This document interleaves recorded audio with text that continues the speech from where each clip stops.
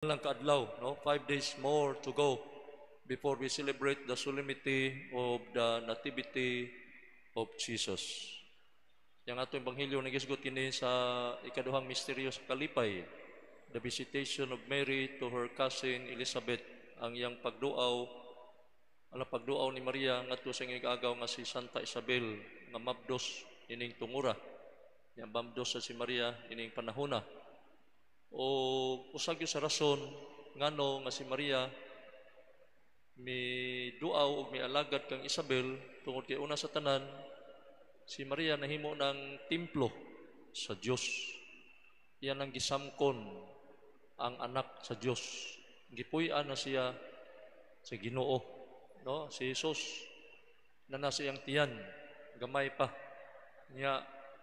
Ang tao di ay nga harian, puy-an sa Ginoo, ang resulta nga mahimo siyang maalagaron. No, one of the effects of the presence of Christ in our life is to serve others. Mo ni ang hitabo ni Maria nga nahimo siyang maalagaron, miduaw siya kang Santa Isabel ug mitabang mialagad kaniya siyang mga panginahanglan. No? Mo ninidot kaayo ang presensya sa Ginoo sa atong kinabuhi. We cannot help but serve others. No, the effect of the presence of Christ. Ikaduha, nga si Maria gitawag og the first missionary of the church, ang unang misyonera sa simbahan, kay iyang gida si Kristo ngadto sa uban.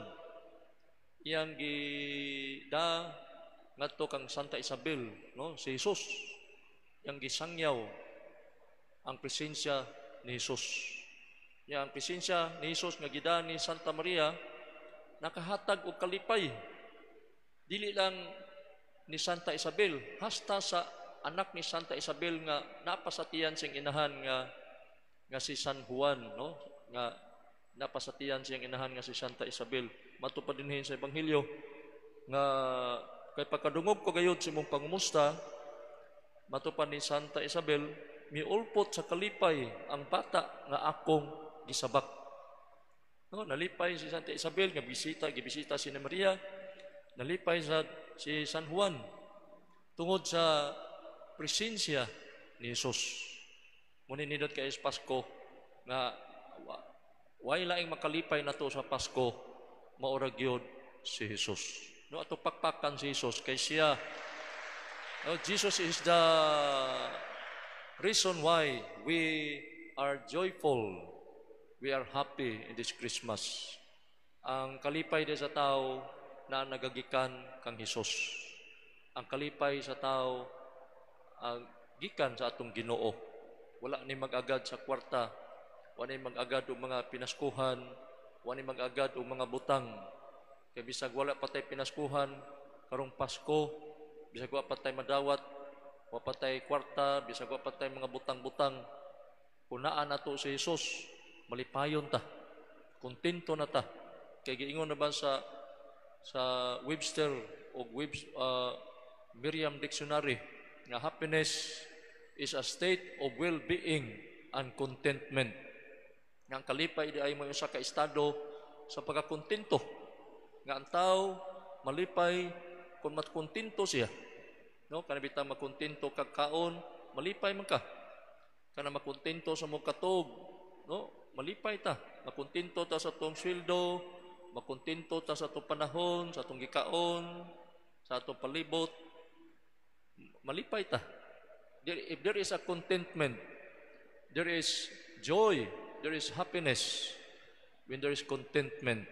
No? Muna ang sikreto nga malipay ta tungod kay diha ni Jesus anaa ang pagkakontento. We'll never ask for more. In Jesus, there is satisfaction, fulfillment. No, mo nang naan ni Jesus ang kalipay. Mo na yung sikreto sa Pasko.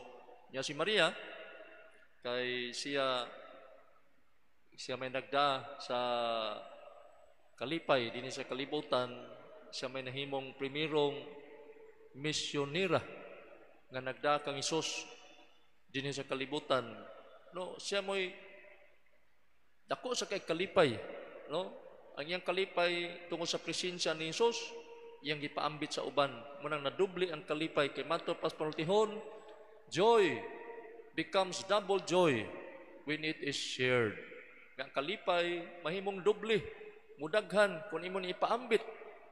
No, the secret to multiply our happiness, especially this Christmas, is to bring Christ to others, is to share the joy that we found in Christ.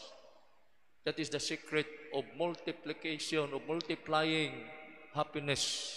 Kung ganahan tang madaghan tong kalipay, atong yung ipaambit si Jesus ngadto sa uban, atong ipaambit isangyaw si Jesus ngadto sa uban, unsa siya ka maayo, unsa siya ka maluluyon, atong isangyaw unsa siya ka mapasayloon, unsa siya ka importante sa atong kinabuhi. Namo ninindot kaayo ang sekreto nga mudaghan atong kalipay kung atong ipaambit sa uban, kay ang kalipay nga tinud-anay, no, real happiness is contagious. Nga dili gyud nato dili nato maangkon nga ang kalipay nga ato ra. Now, the essence of happiness is sharing, no? Giving. Mo ni ang nindot kay sa kalipay. Mo nang diha kang Hesus kun ato sang isangyaw labi na ng Pasko, nga kita magminahalay, magpinasayloay, maghinatagay, maghinabitay, madoble ang atong kalipay. Mo ni importante kay sa Pasko ato pakpakan na Ginoo kay siya nagsulti nato nga siya gyud makapadaghan sa atong kalipay kung ato sang isangyaw, ato sang ipaambit, no, si Jesus atong kinabuhi. Nya si Maria nahimo siyang unang misyonera. Nakita sa nato nga si Maria is not only a woman of kanang prayer, humility. She is not only a woman of reflection, meditation, faith, trust, obedience, but she is also a woman in motion, in action, always on the move. Kay makita nato mahulagway nga si Maria miduaw kang iyang gigagaw ni Santa Isabel, pagkahuman aning hitaboa mga pila ka buwan, nilakaw na sa siya, niadto siya sa Bethlehem uban kang San Jose, kay iyang gipanganak si Jesus. Sa iyang nanganak na si Jesus, si Maria ug si San Jose mikagyo ngadto sa Ehipto, kay gigukod silang Herodes, kay buot patyon ni Herodes ang bata. Kanunay siyang nagpanaw. Mary always on the move, no? She is a woman in action. Kanunay siyang gapanaw. Nga sa dihang niadto sila sa Ehipto, gibalitaan si San Jose nga namatay na si Herodes, namalik na sila sa Ehipto dito sa Jerusalem. No, gikan sa Ehipto ngadto sa Jerusalem, di nawagtang ang bata. O sa dihang nakaplagan ni Maria si Jesus, namalik sila sa Nazareth. No, nagpanaw sa sila ngadto sa Nazareth. Kunya the final journey of our Blessed Mother, nga pait kaayo, lisod kaayong pagpanaw, katong ni uban siya sa nakasudong siya sa pag-antos iyang anak ni kuan siya, nakasudong siya, naghilak siya na iyang giubanan si Jesus nga gipaantos, gisakit, gibutang-butangan, gipasakitan, gipakaulawan. Unya atong mahulagway nga ang iya di ang pagpanaw, no, nisangko kini ngadto sa langit sa dihang gipasaka siya lawas o kalag didto sa gingharian sa Dios.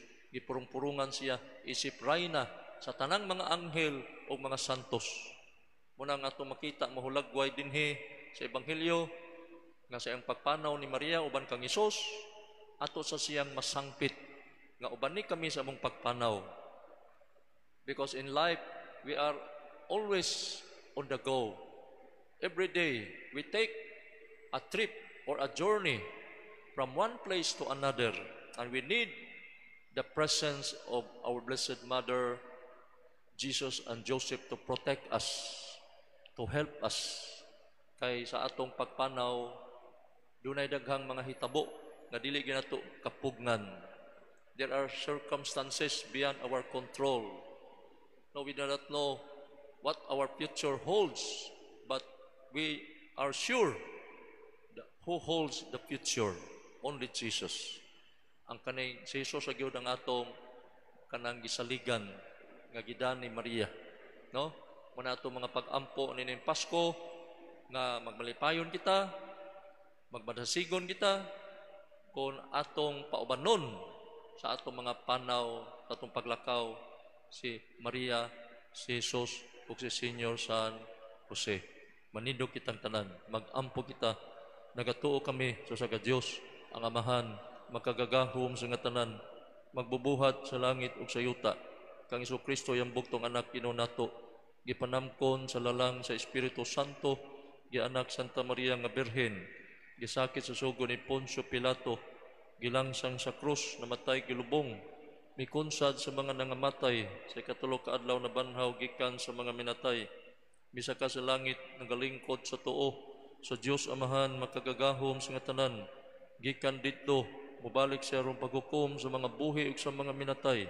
Nagatuo ko sa Espiritu Santo, sa Santa Iglesia Katolika, sa kaambita sa mga santos, sa kapasayloan sa mga sala, pagkabanhaw sa lawas kinabuhing way katapusan. Amen.